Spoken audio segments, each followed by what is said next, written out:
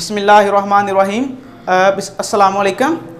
आज का जो हमारा टॉपिक है जिसको हमने स्टडी करना है वो है मल्टीप्लिकेशन ऑफ वेक्टर्स। पिछले हमने ऑपरेशंस को स्टडी किया था जिसमें हमने vector addition by rectangular components पढ़ा था, वेक्टर सब्ट्रैक्शन को भी हमने स्टडी किया, फिर उसके बाद वेक्टर एडिशन को भी स्टडी किया। तो आज का जो हमारे पास मेन आर्टिकल है वो ये है कि multiplication of vectors. Multiplication of, अगर हमारे पास दो वेक्टर्स हैं तो हम उनको किस तरह से मल्टीप्लाई कर सकते हैं। आज हमने चैप्टर नंबर 2 है और इसका जो हमारे पास जो आर्टिकल है वो है मल्टीप्लिकेशन ऑफ वेक्टर्स।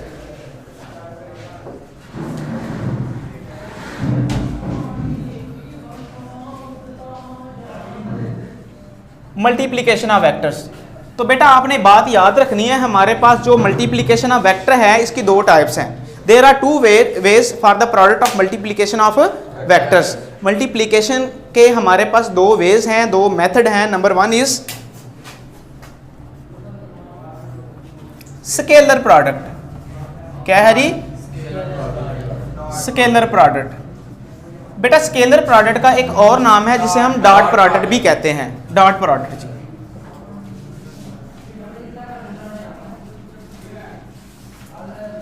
हमारे पास जो दूसरी टाइप है इसकी वो है जी vector product. Vector product. Vector product का एक और नाम है जिसे हम जानते हैं क्रॉस प्रोडक्ट के नाम से। किसके नाम से जानते हैं जी? Cross product.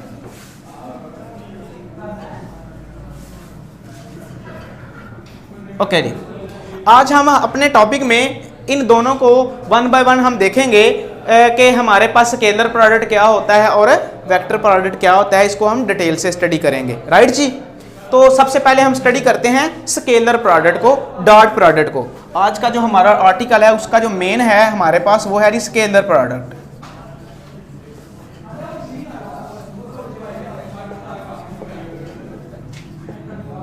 Dot product.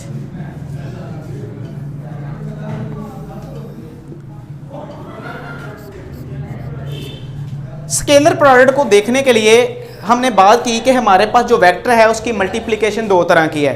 यानी कि हम एक वेक्टर के साथ किसी दूसरे वेक्टर को मल्टीप्लाई जब करते हैं तो हमारे पास जो आंसर आता है, किसकी बात कर रहा हूं जी? आंसर की। अगर वो हमारे पास स्केलर क्वांटिटी आए तो हम कहेंगे ये स्केलर प्रोडक्ट है। तो ऐसी प्रोडक्ट जिसमें, ऐसी मल्टीप्लिकेशन जिसमें हम दो वेक्टर्स का प्रोडक्ट करें तो हमारे पास क्वांटिटी कौन सी आए जी? Scalar quantity. Vector quantity are those quantity which have both magnitude and direction, but scalar quantity are those which have magnitude only। तो हमारे पास जो स्केलर क्वांटिटी है जिसकी सिर्फ मैग्नीट्यूड होती है, हमने जब बात करनी है दो वेक्टर्स के प्रोडक्ट की तो हमारे पास वो कब आएगा? स्केलर प्रोडक्ट कब आएगा? जब दो वेक्टर्स को मल्टीप्लाई करें तो हमारे पास आंसर क्या आए जी? स्केलर। तो स्केलर क्वांटिटी आए तो ऐसे प्रोडक्ट को कहा जाता है स्केलर प्रोडक्ट। इसको हम डिफाइन कुछ यूं कर सकते हैं, the product of two vectors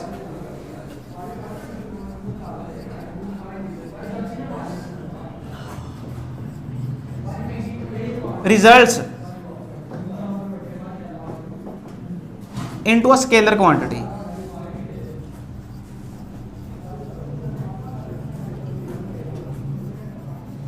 दो वेक्टर का प्रोडक्ट करें और रिजल्ट हमारे पास एक स्केलर क्वांटिटी आए तो इसको कहते हैं स्केलर प्रोडक्ट। इसको क्या कहते हैं जी?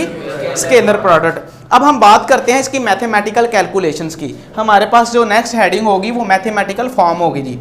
यहां पे करते हैं जी mathematical form.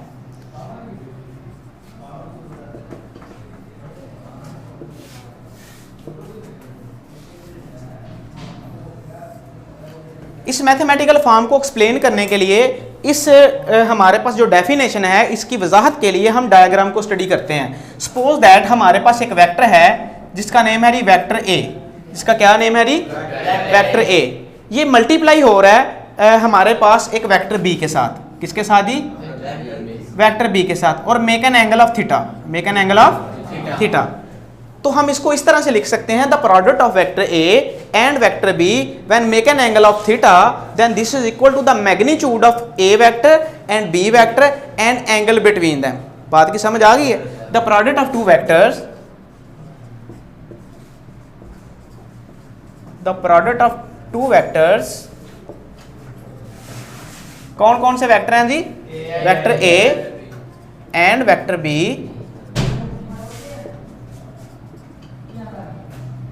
Is equal to the magnitude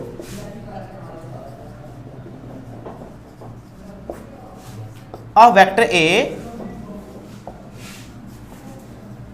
and vector B and angle between them.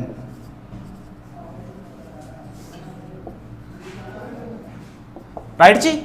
आपने इस डायग्राम को एक्सप्लेन किया है with the help of mathematical equation A vector dot B vectors. हमने बात की कि दो वेक्टर्स का जब प्रोडक्ट किया जाता है तो हमारे पास वो इक्वल होता है मैग्नीट्यूड के। किसके इक्वल होता है? Magnitude of the first vector and the magnitude of the second vector. किस किस के? हमारे पास दो वेक्टर हैं जो हमने सपोज किए थे, vector A and vector B.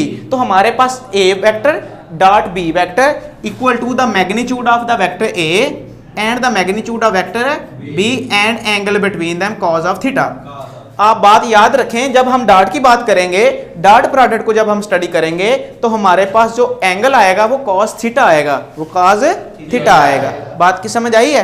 Okay जी, ये थी हमारे पास mathematical calculation. This is equation number 1। Right जी? ये इक्वेशन जो है वो हमें बता रही है कि दो वेक्टर्स हैं, उनका प्रोडक्ट किया है, वो इक्वल किसके है? उन दोनों की मैग्नीट्यूड के, उन दोनों की और इन दोनों के दरमियान बनने वाले एंगल के। बात की समझ आ गई? डॉट प्रोडक्ट की एग्जांपल्स की बात करते हैं। एग्जांपल्स,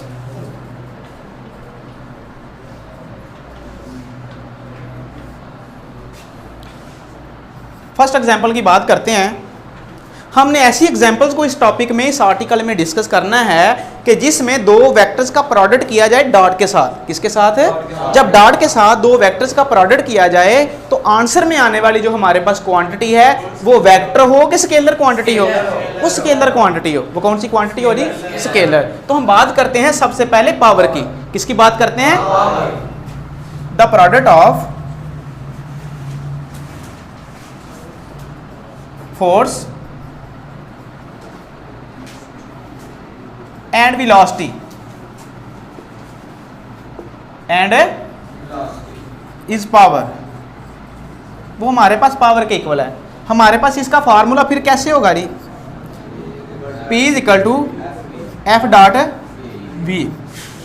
ये इक्वेशन हमें बता रही है कि हमारे पास velocity is the vector quantity, force also a vector quantity. जब दोनों का प्रोडक्ट किया जाए तो हमारे पास जो रिजल्ट्स में जो नई क्वांटिटी आती है वो एक स्केलर क्वांटिटी है, वो एक राइट बेटा जी? ओके, अब हम बात करते हैं सेकंड एग्जांपल की। सेकंड एग्जांपल हमने बात करते हैं इलेक्ट्रिक फ्लक्स की। किसकी बात करते हैं जी? The product of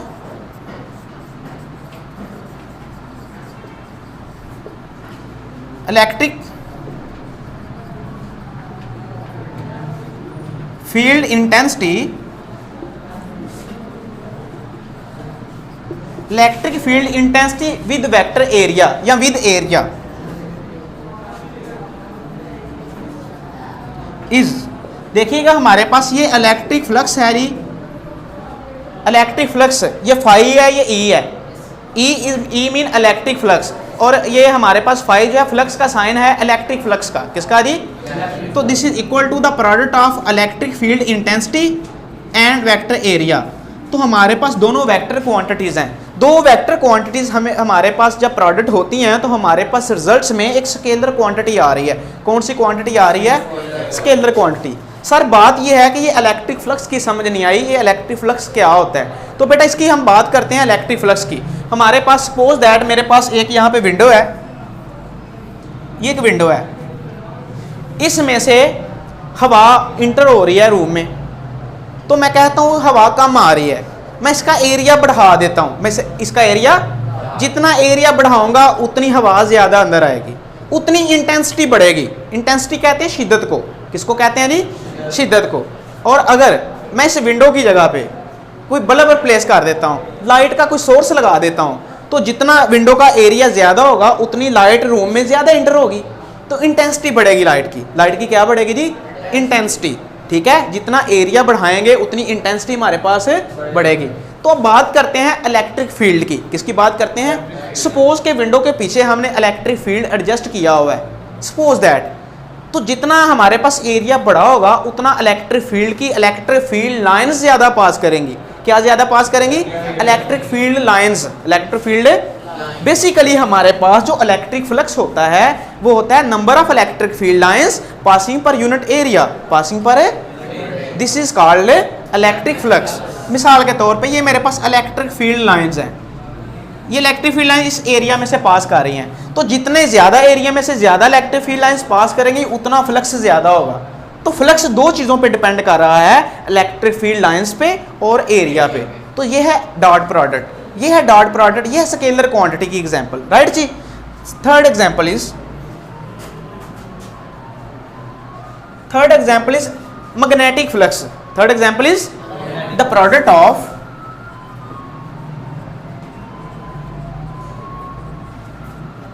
magnetic field intensity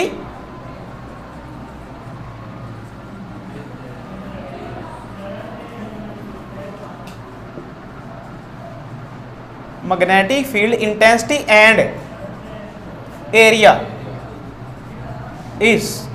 अब बेटा इसका फार्मूला हमारे पास है, बी साथ लगा दिया। पहले हमारे पास ई था तो इलेक्ट्रिक फ्लक्स, अब हमने मैग्नेटिक फ्लक्स, मैग्नेटिक फील्ड का जो सिंबल है उसको हम बी से डिनोट करते हैं। किससे डिनोट करते हैं? बी से। तो हमारे पास ये मैग्नेटिक फ्लक्स हुआ। तो magnetic flux equal to the product of magnetic field lines और वेक्टर एरिया। तो इन दोनों का प्रोडक्ट हमारे पास जो क्वांटिटी नहीं आती है वो है मैग्नेटिक फ्लक्स। क्या है जी? ये मैग्नेटिक फ्लक्स क्या है, इसको समझने के लिए हमें अपनी जो प्रीवियस डायग्राम थी उसको देखना पड़ेगा। हमारे पास पीछे इलेक्ट्रिक फील्ड था और ये हमारे पास वेक्टर एरिया था। तो हम इलेक्ट्रिक फील्ड की जगह पे अगर हम मैग्नेट प्लेस कर देते हैं, यहाँ पे मैग्नेटिक फील्ड अप्लाई कर देते हैं। क्या अप्लाई कर देते हैं जी? तो मैग्नेटिक फील्ड लाइंस यहाँ से पास करेंगी इस एरिया में से। बात की समझ आई है? तो magnetic field lines passing per unit area is called magnetic flux, is called या number of magnetic field lines passing per unit area passing through a certain area is called magnetic flux, right. This is the third example of scalar product. Third example of scalar product. Fourth and last example ji,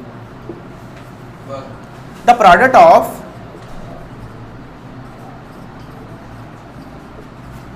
force and displacement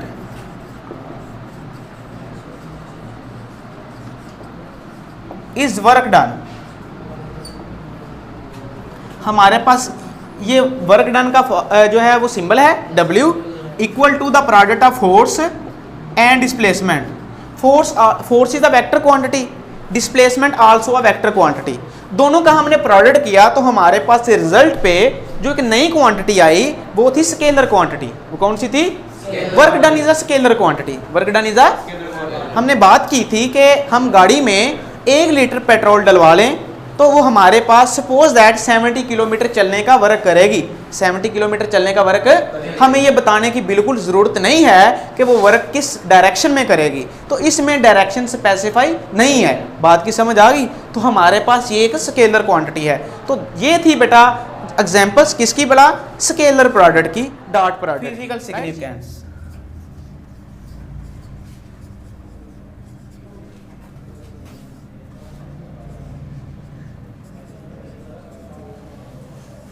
okay जी, physical significance को study करने के लिए हम projection method को study करेंगे। किस method को स्टडी करेंगे? जो कि हमने लास्ट टाइम हमने एक टॉपिक पढ़ा था जिसका नेम था rectangular components of a vector. उस rectangular components of a vector में हमने क्या किया था, एक वेक्टर को कार्टेशियन सिस्टम में लिया था और उसको उसके कंपोनेंट में रिजॉल्व किया था। तो यहाँ पे हम जब एक वेक्टर को स्टडी करेंगे तो उसकी रेजोल्यूशन को स्टडी करेंगे, उसकी प्रोजेक्शन को स्टडी करेंगे सिग्निफिकेंस में। सपोज दैट हमारे पास ये एक वेक्टर ए है और ये एक वेक्टर हमारे पास क्या है जी? Vector B. ये हमारे पास वेक्टर है, make an angle of theta with A, right जी। अब यहाँ पे हम देखते हैं बाय प्रोजेक्शन मेथड कि हमारे पास जो बी का प्रोजेक्शन है वो ए पे है। बी का प्रोजेक्शन किस पे पड़ा है? ए के ऊपर। The projection of B on A, ये हमारे पास इसका प्रोजेक्शन आ गया। बात की समझ आ गई?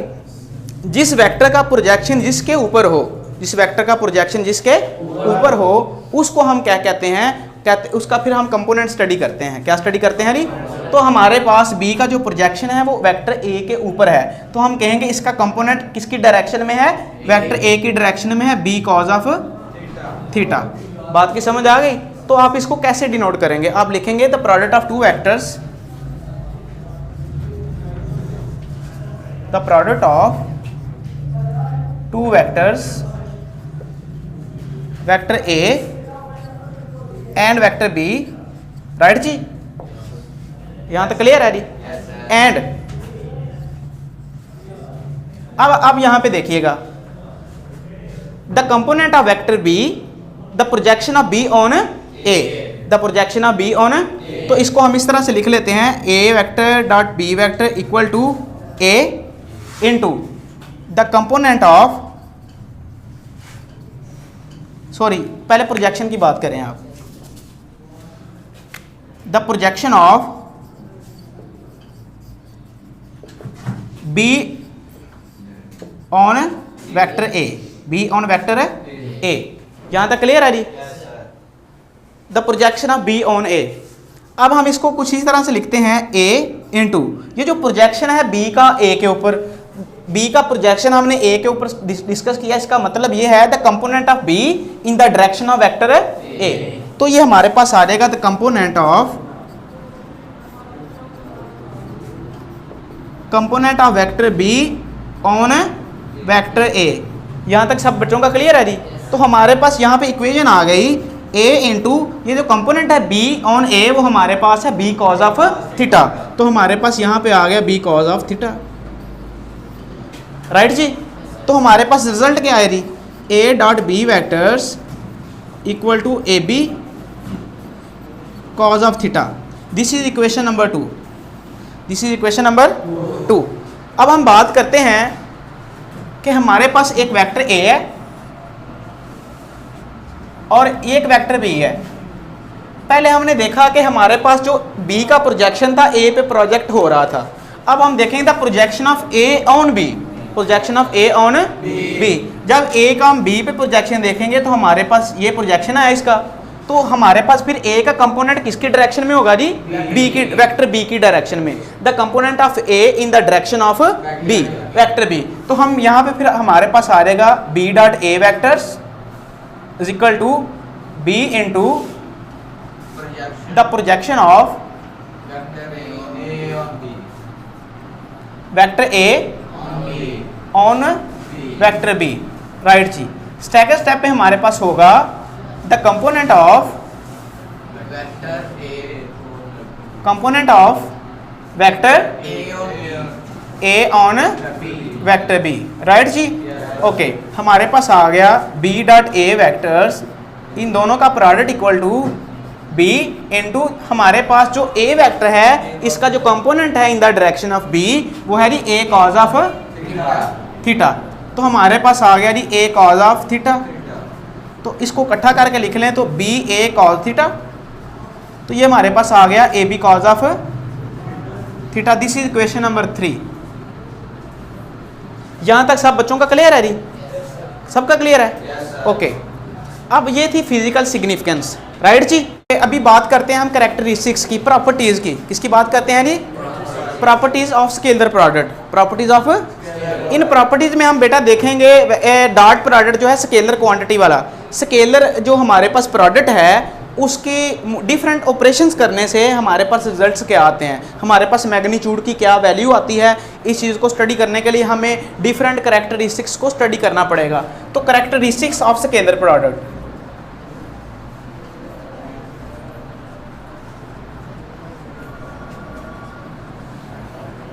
हमारे पास है कैरेक्टरिस्टिक्स ऑफ स्केलर प्रोडक्ट। तो हम पहली कैरेक्टरिस्टिक्स की बात करते हैं, कम्यूटेटिव लॉ। कम्यूटेटिव लॉ, ये कम्यूटेटिव लॉ हमें बताता है कि जब दो वेक्टर्स का प्रोडक्ट किया जाए अगर तो उसकी राइट साइड और लेफ्ट साइड का आंसर सेम आए, लेफ्ट साइड और राइट साइड का आंसर सेम आए, तो हम कहते हैं कम्यूटेटिव लॉ ओबे कर रहा है, हमें हमारे पास कम्यूटेटिव लॉ होल्ड करता है। क्या करता है जी? होल्ड करता है। तो हम देखते हैं इसकी फिजिकल सिग्निफिकेंस से कि क्या हमारे पास लेफ्ट साइड और राइट साइड दोनों का आंसर सेम आता है। अगर तो आंसर आए सेम तो हम कहेंगे कि ये जो स्केलर प्रोडक्ट है ये हमारे पास ओबे करता है कम्यूटेटिव लॉ को। कम्यूटेटिव जो प्रॉपर्टी है उसको ये ओबे करता है, उसको होल्ड करता है। बात की समझ आ गई है। तो हमारे पास प्रीवियस जो हमने पीछे अभी एक इक्वेशन देखी थी उसकी डायग्राम को स्टडी करते हैं। सपोज ये हमारे पास एक वेक्टर ए है, product of with vector B और make an angle of theta. इतना करने के बाद हम देखते हैं projection of B on A. Projection of B on A, ये हमारे पास बी का प्रोजेक्शन है।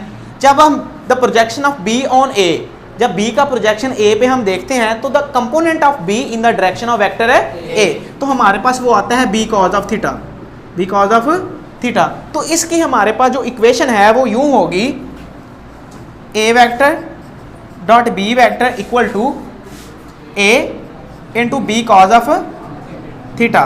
तो इसका आंसर हमारे पास ये आएगा A B cos of theta. Right जी, this is equation number 1। Right, अब हम बात करते हैं कि हमारे पास एक वेक्टर ए है और ये एक वेक्टर बी है। पहले हमने देखा बी का प्रोजेक्शन ए पे और उसका बी का component in the direction of A. अब हम देखते हैं the projection of A on vector B. हमारे पास ए का जो प्रोजेक्शन है वो बी पे ये आ गया हमारे पास। राइट जी, अब इस यहाँ से हमारे पास देखें, जब हम ए का प्रोजेक्शन बी पे देखेंगे तो हम कहेंगे the component of vector A in the direction of vector B. तो हमारे पास आंसर ये होगा बी कॉज ऑफ थीटा, यानी कि जो sorry A cos of theta, A cos of theta in the direction of vector B. तो हमारे पास इक्वेशन यूं आएगी, B vector dot A vector is equal to B into A cos of theta,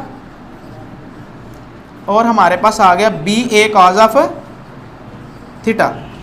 अब B A cos of theta को हम ऐसे भी लिख सकते हैं A B cos of theta, A B cos of, this is equation number 2। Compare equation 1 and equation, compare equation 1 and equation 2। जब हम दोनों को कंपेयर करेंगे तो बेटा आप मुझे बताएं इसकी राइट साइड और इसकी राइट साइड दोनों का आंसर सेम आ रहा है। दोनों का आंसर है, दोनों की राइट साइड इक्वल है। तो मैथमेटिक्स का हम रूल पढ़ते हैं कि जिसकी एक साइड इक्वल हो उसकी दूसरी साइड भी क्या होती है, इक्वल होती है। तो हमारे पास यहाँ पे आ गया A vector dot B vector is equal to B vector dot A vector. बात की समझ आ गई है। यानी कि हमारे पास एक वेक्टर का प्रोडक्ट दूसरे A dot B vector equal to B dot A vector. तो इसका मतलब ये हुआ कि हमारे पास जो स्केलर प्रोडक्ट है ये कम्यूटेटिव लॉ को होल्ड करता है, कम्यूटेटिव लॉ को होल्ड करता है, ओबे करता है। बात की समझ आ गई है। तो this is obey Ohm law, sorry this is obey जी जी commutative law, this is obey commutative law.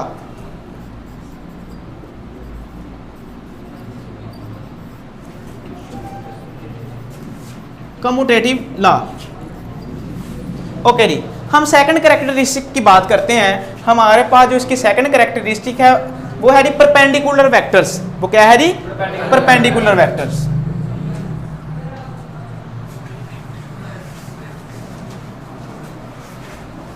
Perpendicular vectors क्या मतलब इसका? इसका मतलब ये है कि हमने स्केलर प्रोडक्ट को स्टडी करना है जब दो वेक्टर हमारे पास 90 का एंगल बना रहे हों, right angle to each other हों, राइट एंगल टू।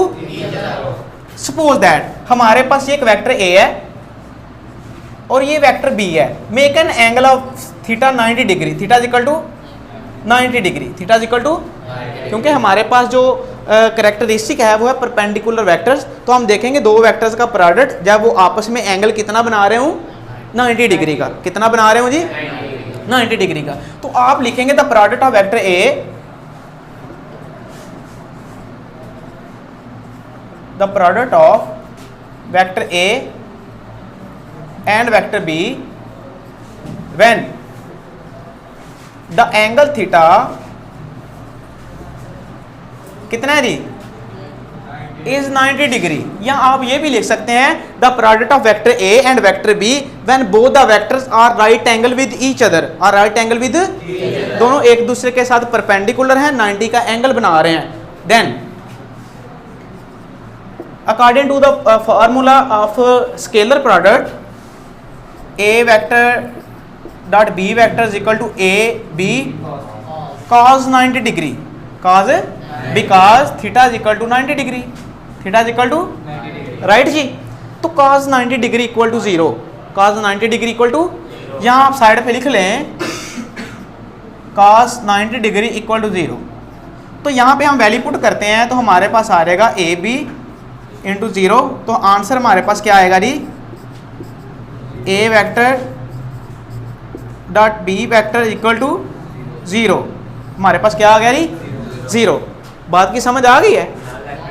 हाँ, बेटों ने बात की कि सर यहाँ पे आपने 0 लगा दिया, नल वेक्टर आना चाहिए। तो बेटा null vector is a vector quantity. तो हम जिस टॉपिक को स्टडी कर रहे हैं वो टॉपिक है स्केलर क्वांटिटी। दो वेक्टर्स का प्रोडक्ट करें और रिजल्ट हमारे पास स्केलर क्वांटिटी आए, तो ये 0 इज अ स्केलर। 0 की हमारे पास मैग्नीट्यूड है, डायरेक्शन नहीं है, तो 0 is a scalar quantity, right जी। तो हमारे पास 0 मैग्नीट्यूड आ गया। क्या आ गया जी, 0 मैग्नीट्यूड, राइट जी। हम इसके ना in case of unit vector study करते हैं। इन केस ऑफ, ये इंपॉर्टेंट है, इसको गौर से देखिएगा। In case of unit vector, okay जी। In case of unit vector क्या मतलब इसका, देखें हमारे पास यहां पे एक वेक्टर है, वेक्टर आई, क्या है जी, और हमारे पास ये प्रोडक्ट हो रहा है एक वेक्टर जे है उसके साथ। यूनिट, ये आई यूनिट वेक्टर है और ये, और angle make an angle of 90 degree. कितना एंगल बना रहे हैं, 90 डिग्री का। तो हमारे पास जो रिजल्ट्स आएंगे वो देखने वाले हैं। हमारे पास जैसे कि हमने वेक्टर ए का प्रोडक्ट किया बी के साथ, तो हमारे पास ये उनके रिजल्ट आए। तो अब हम यहाँ पे देखते हैं I unit vector dot J unit vector is equal to, हम बात करते हैं अगर वेक्टर ए है तो प्रोडक्ट में वेक्टर ए इक्वल है ए की मैग्नीट्यूड, वेक्टर ए की, और वेक्टर बी है तो बी की क्या है जी, मैग्नीट्यूड। अब आप यहाँ पे देखें आई यूनिट वेक्टर है, कोई बेटा बताएगा कि आई यूनिट वेक्टर की मैग्नीट्यूड क्या होती है जी।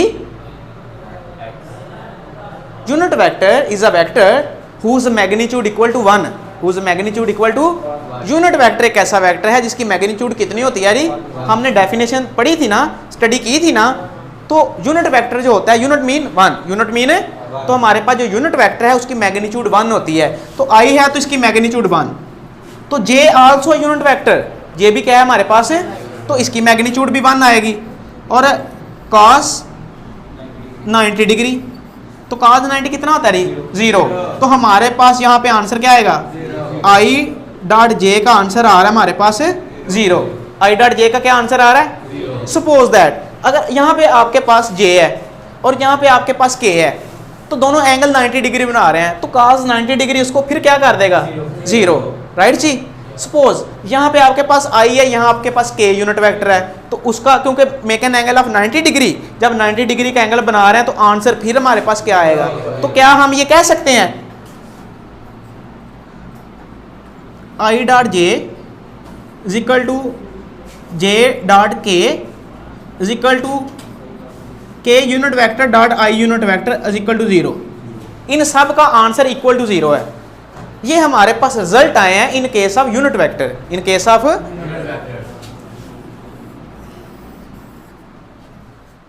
यहां तक सब बेटों का क्लियर है।